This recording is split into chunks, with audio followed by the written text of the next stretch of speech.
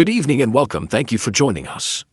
Tonight, we dive into a story that's not just about politics, it's about safety, fairness, and the real-world fallout of decisions made in Washington. The New York Police Department, the largest police force in the nation, is raising a red flag. They're calling out the Trump administration for slashing millions in federal funding.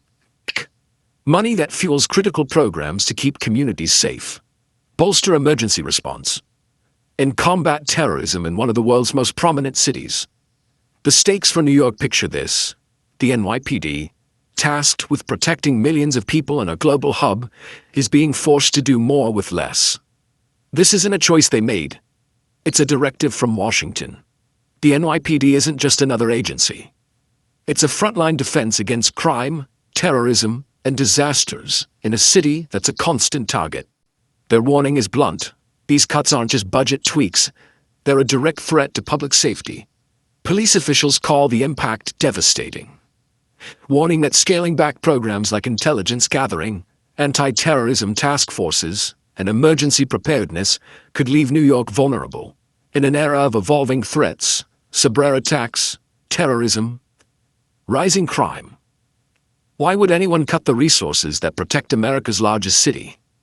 A national warning. Here's the bigger picture. This isn't just about New York. What happens there sets a precedent for every city in America. If the federal government can pull funding from the NYPD, what's stopping them from doing the same to Boston, Chicago, Los Angeles, or Houston? These cities rely on federal support to tackle challenges their local budgets can't handle alone. When that support vanishes, it's not just a local issue, it's a national one. The NYPD's plea is a wake-up call. Cutting these funds risks weakening the security framework that protects us all. Why this matters: New York isn't just any city. It's home to Wall Street, the United Nations, major transit hubs, and iconic landmarks. It's a magnet for threats, requiring constant vigilance through counterterrorism, cyber defense, and disaster preparedness. Federal funding has long supported these efforts, enabling the NYPD to stay ahead of dangers rather than just react to them. But with these cuts, the tools to prevent crises are shrinking at a time when threats are growing more complex. Cybercrime is surging, terrorism is evolving, and public unrest can escalate quickly. Forcing the NYPD to stretch thinner is not just inefficient, it's reckless. The NYPD's rare stand. What makes this story stand out is who's sounding the alarm. The NYPD doesn't typically air grievances publicly. When they do, it's a sign of deep concern. Words like reckless and devastating from police leaders aren't political. Posturing there a desperate plea from professionals who know what's at stake. They're not activists or pundits. They're the ones on the ground at 3 a.m. when a threat emerges. Their warning carries weight because they understand the cost of being unprepared. A dangerous precedent. This isn't just about New York's budget. It's about what these cuts signal. Federal funding for local law enforcement isn't a handout. It's part of a coordinated system to address threats from street crime to national security. These grants fund cyber defense, counterterrorism training, task forces tackling everything from drug trafficking to human smuggling. When they're cut, cities are left isolated, forced to face 21st century threats with outdated resources. If this can happen to New York, it can happen to any city. Chicago, with its violent crime challenges.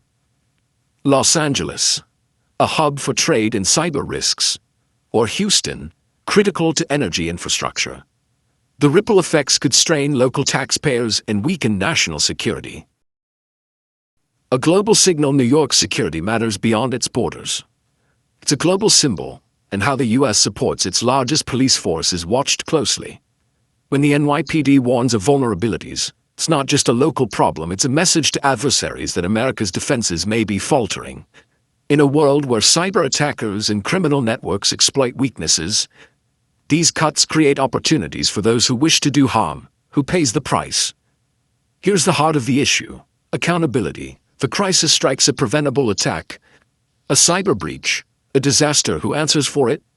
The NYPD will be on the scene, doing what they can with what they have. But the decision to leave them underfunded comes from Washington. When politics overrides the expertise of law enforcement, It's ordinary Americans who face the consequences. Eroding trust in institutions like the police doesn't just weaken communities, it undermines faith in the government's commitment to safety. Closing thoughts: New York has weathered crises before. From 9/11s to the pandemic, relying on strong institutions and federal support. When Washington walks away from that partnership, it doesn't just hurt New York, it weakens the entire nation. The NYPD's warning isn't about politics. It's about survival.